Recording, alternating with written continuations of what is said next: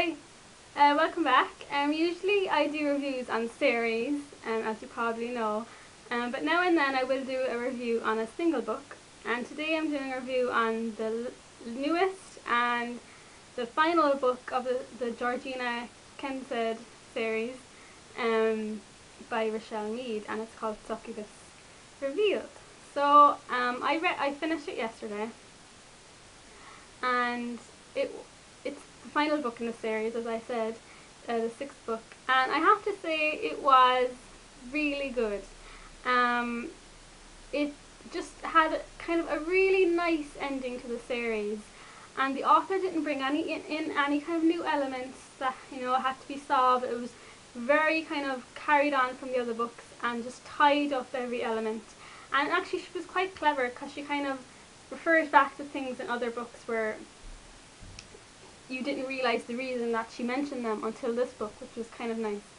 And yeah, it was just a great ending to the series, and I was really pleased and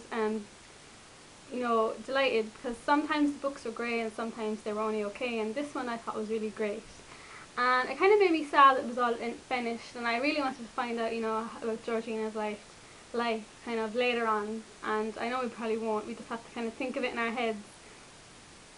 But I would definitely recommend you check it out, and it was just really good. I'm going to talk about a bit of spoilers now that happened in the books. If you don't know any of those spoilers, I suggest you switch off now. Okay, so Georgina, she got her happy ending, which was really nice, and like that dream she kept having about her having a daughter with Seth,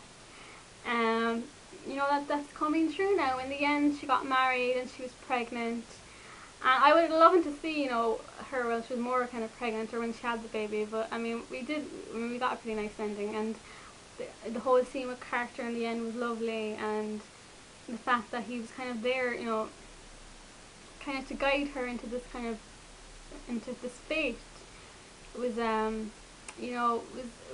was a nice kind of ending to their relationship too. And one of the things I was thinking when she became human is that I hope she keeps into contact with all her other kind of her immortal friends, so like Cody and Peter and Hugh.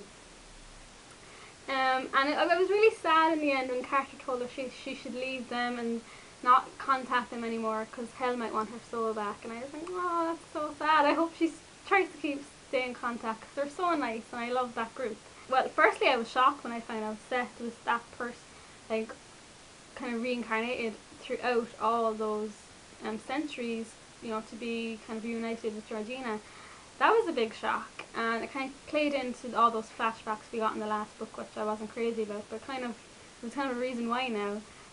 Yeah, what's her name? Andrea, Seth's sister-in-law, she got better and all the girls were happy, and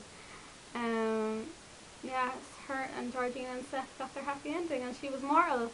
So it was a good ending to the series. I mean, it wasn't the most action-packed book ever, but even though there wasn't constant kind of excitement, it definitely kept me engaged and captivated the whole way through. Like, I never wanted, the scene to hurry, or I skimmed anything, or I was bored. I was never bored.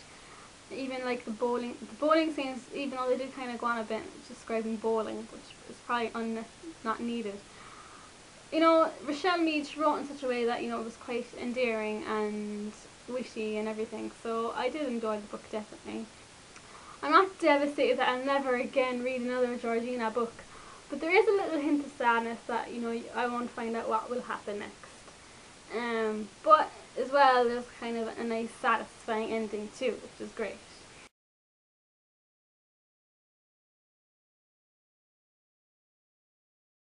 So the next book of Richelle Mead's I'm looking forward to now is The Dark Swan.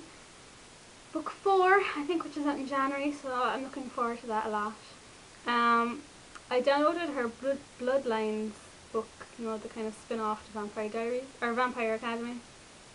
I downloaded that one the other day, and I loved the majority of the Vampire Academy series, well, books 1 to 3. And I hate spin-offs, I've said this before, because I get so invested in a certain character, like in this series Rose, that I don't want to know what happens with Sydney, or with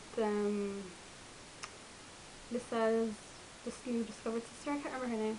I do like Adrian alright though. So when I downloaded it, I just typed in Rose's name and searched, and just read all the scenes where Rose was mentioned.